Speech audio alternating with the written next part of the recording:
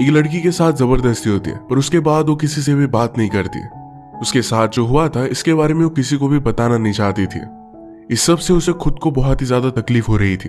क्या इन सब से वो उभर पाएगी, या हम आज की हमारी मूवी स्पीक 2004 की एक हॉलीवुड ड्रामा मूवी में देखेंगे। ये मूवी एक बहुत ही अच्छे से मैसेज के साथ आती है, तो अंत तक इस वीडियो को जरूर देखिए। अगर आपको वीडियो अच्छा लगता है तो प्लीज इसे लाइक और कमेंट जरूर कर दीजिए। बिना किसी देरी के एक्सप्लेनेशन स्टार्ट करते हैं। मूवी स्टार्ट होती है और हम हमारी मेन कैरेक्टर मिलिंडा को देखते हैं। वो अपने मुंह पर जैसे किसी ने उसे स्टिच कर दिया हो इस तरीके से पेंट कर रही थी। उसकी मदर ने आकर देखा और उस पर वो गुस्सा हो जाती है, पर उसे काम पर जाना था तो इस वजह से उससे कुछ भी बात नहीं करती। पूरा समर बीत गया था। मिलिंडा का बिहेवियर इसी तरीके से था तो मदर इस बात को इग्नोर कर देती है। आज स्कूल का फर्स्ट डे, वो नर्वस थी और जाने से डर रही थी। आज एक नई लड़की स्कूल में आई जिसका नाम है हेदर। मिलिंडा उसे उतनी ज्यादा लाइक नहीं करती, पर वो स्कूल में नहीं है, उसे फ्रेंड की जरूरत पड़ेगी और उस वजह से मिलिंडा उसकी फ्रेंड बनने के लिए मान जाती है। वो बहुत ज्यादा बोलती थी तो मिलिंडा को ज्यादा बात करने की जरूरत नहीं पड़ती। इनकी स्कूल की टीम की लड़कियों ने मिलिंडा को नोटिस किया था। वो ज्यादा कुछ भी बात नहीं करती। इसके बारे में हमें बाद में पता चलेगा। आज अपनी क्लास ढूंढते हुए मिलिंडा को जरा लेट हो गया तो उसके टीचर मिस्टर ने उसे एक वार्निंग दे देते हैं। इनकी बायोलॉजी की क्लास थी तो मिलिंडा का लैब पार्टनर ही डेव बना। डेव हमारा एक बहुत ही ब्रेव कैरेक्टर है। उसे जो लगता है ये बात वो कह देता है, किसी से भी नहीं डरता। मिलिंडा को अपनी बायोलॉजी की टीचर बहुत ही अगली लगती है। इसके बाद हम एक सीन देखते हैं जिसमें मिलिंडा अपने समर ब्रेक के पहले अपने फ्रेंड्स के साथ एक पार्टी में जा रही थी। ये सीन हमें बीच बीच में दिखते रहेंगे और हुआ क्या था इसके बारे में हमें पता चलेगा।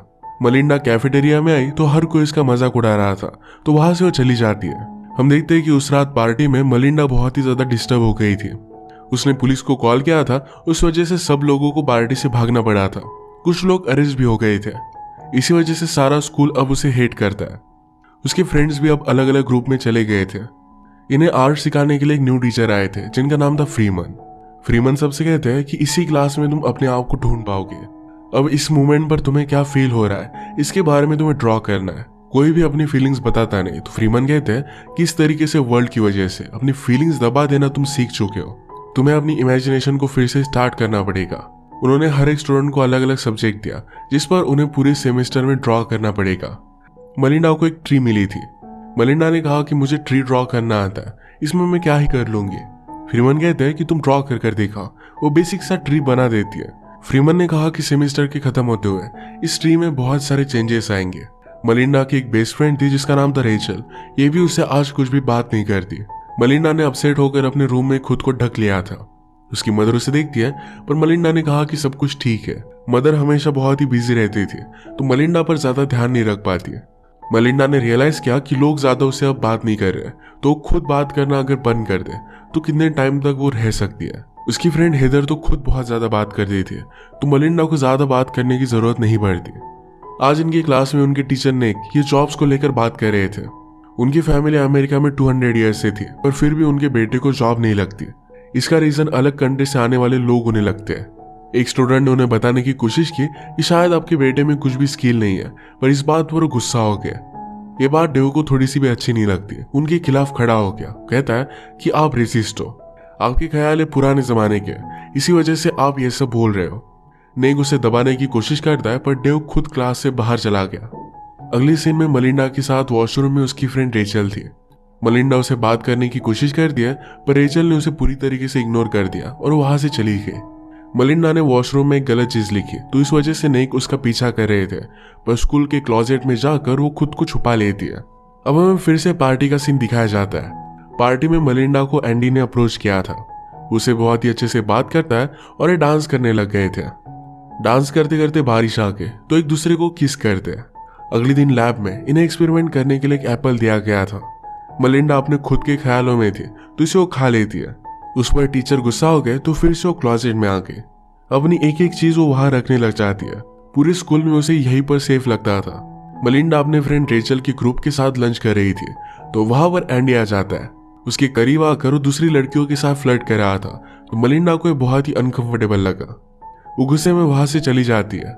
इधर के फ्रेंड्स ने उसे कहा कि मिलिंडा बहुत ही अजीब है, हमारे ग्रुप के साथ अब वो नहीं रह सकती। मिलिंडा भी फ्रीमन के पास आ जाती है।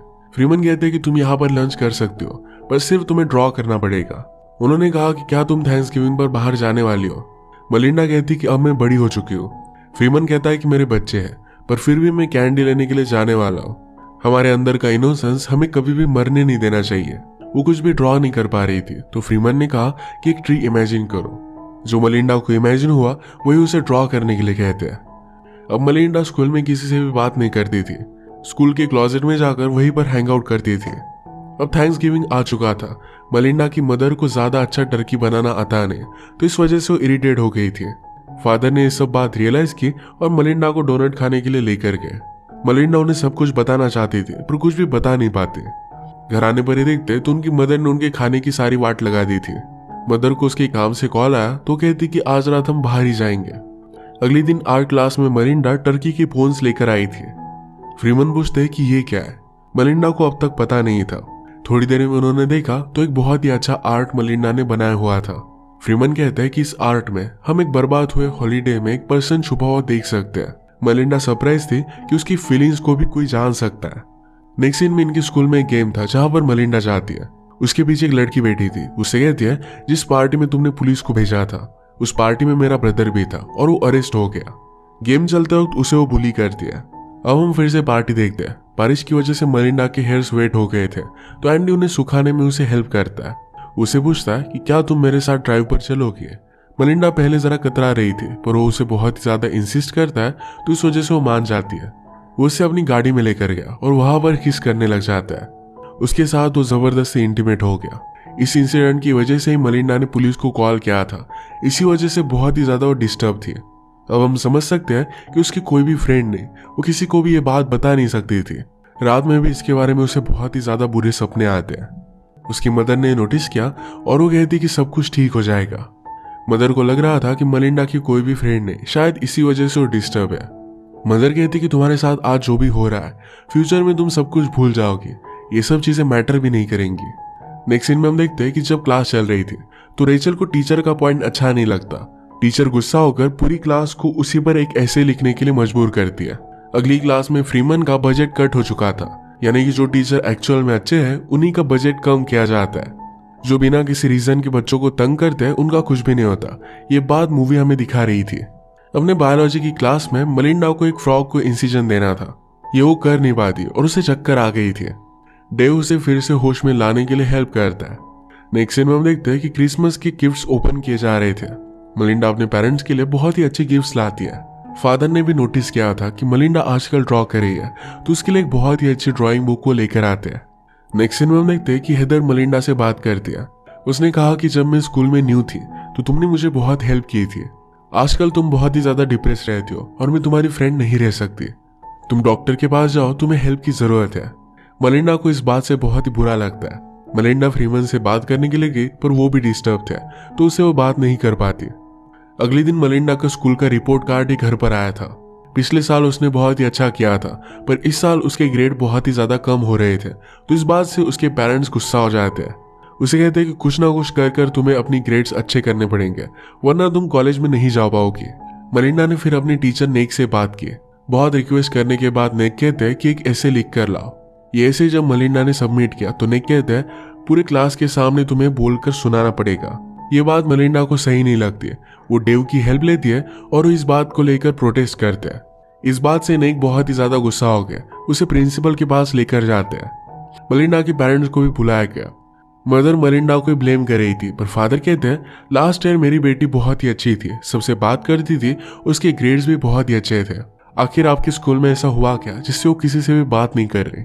इसके बाद डेव मलिंडा से बात करता है। कहता है अगर तुम्हें कोई बात अच्छी नहीं लगती तो उसके खिलाफ तुम्हें प्रोटेस्ट तो करना ही चाहिए, पर तुम्हें बात भी करनी पड़ेगी, सबको अपना पॉइंट बताना पड़ेगा। इसके बाद कुछ टाइम बीत गया था। आज वैलेंटाइन डे है। मलिंडा नोटिस करती है कि उसकी फ्रेंड रेचल ये एंडी को डेट कर रही है। ये बात उसे बहुत ही डिस्टर्ब करती है। आर्ट क्लास में मलिंडा की पेंटिंग बहुत अच्छी हो रही थी। फ्रीमन ने उसे पिकासो का वर्क दिखाया। उन्हें लगता था कि मलिंडा भी उस तरीके से कुछ कर सकती है। क्लास खत्म हो जाने के बाद भी मलिंडा पेंट कर रही थी, तो एंडी वहां पर पहुंच जाता है। उसे पूछता है कि रेचल कहाँ पर है। उसे बात करने वाला था, पर रेचल ने इन दोनों को साथ में देख लिया। इस बात से वो गुस्सा हो गई थी। एंडी ने कहा कि मुझे लगा था कि वो तुम्हारी फ्रेंड है। रेचल कहती कि वो मेरी फ्रेंड नहीं है। एंडी कुछ भी कर उसे मना ही लेता है। ये सब सुनने के बाद मलिंडा घर पर आकर अपने क्लोजेट में छुपकर जोर से चिल्ला दिया। इसके बाद स्कूल में मेंटल हेल्थ डे था, तो मलिंडा स्कूल में नहीं जाती है। वो एक हॉस्पिटल में आ गई और एक एम्प्टी बेड पर वो सो जाती है। उसने हमसे कहा कि वैसे भी घर पर वो सो नहीं पाती, हमेशा उस रात के बारे में सोचती रहती है। पूरा दिन बीत गया पर फिर भी मलिंडा को किसी ने नोटिस नहीं किया था, तो रात में वो घर पर आ जाती है। अगले दिन मलिंडा से मिलने के लिए हेदर आई। उससे कहती कि मुझे तुमसे फ्रेंडशिप तोड़नी नहीं चाहिए थी। हेदर के ग्रुप को स्कूल को डेकोरेट करने का काम दिया गया था। ये सारा काम उन्होंने हेदर पर ही डाल दिया है। उसे हेल्प की जरूरत थी, तो उसी वजह से वो फिर से मलिंडा की फ्रेंड बनना चाहती थी। पर मलिंडा इन सब से अब तंग आ चुकी थी। उसे कहती कि तुम इस तरीके से मेरा यूज नहीं कर सकती। उसे जाने के लिए कहती है। मलिंडा इस तरीके से विक्टिम बनने से तंग आ चुकी थी। वो स्कूल में जाकर टेनिस टीम के लिए ट्राई करती है और वो बहुत ही अच्छा खेल रही थी। मलिंडा एक कॉन्फ्लिक्ट में थी। उसे लग रहा था कि रेचल को उसे सब कुछ सच बता देना चाहिए। अगर वो ऐसा नहीं करती तो शायद एंडी उसे भी हर्ट कर देगा। उसके साथ जो हुआ था इसके बारे में उसे किसी न किसी से तो बात करनी ही थी। वो फिर रेचल के पास आ जाती है। उसने रेचल से पूछा कि क्या तुम और एंडी कपल हो। रेचल कहती कि सब कुछ बहुत ही अच्छा चल रहा है। मलिंडा ने रेचल को बता दिया कि एंडी ने उसके साथ जबरदस्ती की थी। इस बात से रेचल ही मलिंडा पर गुस्सा हो जाती है। उसने कहा कि तुम मुझसे जेलस हो, इसी वजह से मेरी रिलेशनशिप बर्बाद करना चाहती हो। गुस्सा शांत हो जाने के बाद रेचल ने इस बात पर सोचा था। वो एंडी को इस बात को लेकर कन्फ्रंट कर दिया। एंडी इससे गुस्सा हो गया और चला जाता है। रेचल ने फिर उससे ब्रेकअप कर लिया था। नेक्स्ट सीन में हम देखते हैं कि मलिंडा के फादर की जॉब चली गई थी, तो अलग अलग जगह पर वो इंटरव्यू दे रहे थे। मलिंडा उन्हें सहारा देती है। ये दोनों मिलकर प्लान करते हैं। वो पहले हमेशा जैसे होती थी वैसे ही सबसे अब बात करने लग गई थी। नेक्स्ट सीन में डेव मलिंडा के पास है। वो कहता है कि ईयर बुक के लिए तुम्हारी साइन दे दो। मलिंडा कहती कि मेरी फोटो किसने भी ली नहीं थी। डेव कहता है कि मैंने ली थी। मलिंडा को देखकर बहुत ही अच्छा लगता है। डेव ने उससे कहा कि आज रात सब फ्रेंड्स मिलकर हम बाहर जाने वाले हैं, क्या तुम भी हमारे साथ चलोगी। मलिंडा को ये बात अच्छी लगती है, उसके लिए उसे हाँ कहती है। इसके बाद मलिंडा फ्रीमन के पास आए। स्कूल अब खत्म होने वाला था, तो फ्रीमन ये जॉब छोड़ रहे थे। फ्रीमन ने कहा कि इस तरीके से स्टूडेंट को जज करना चीज मुझे अच्छी नहीं लगती। हर कोई यूनिक होता है। मलिंडा उन्हें अपनी ड्राइंग्स दिखाने के लिए लेकर जाती है। पूरे सेमेस्टर में मलिंडा ने बहुत सारी ट्रीज की ड्राइंग बनाई थी और हर एक बहुत ही ज्यादा यूनिक थी। ये सब देखकर फ्रीमन की आंखों में आंसू आ गए। उन्हें बहुत अच्छी लगी थी। वो चले गए और उसके बाद एंडी मलिंडा के पास आ जाता है। उसने कहा कि तुम्हें रेचल को ये सब बात नहीं बतानी चाहिए थी।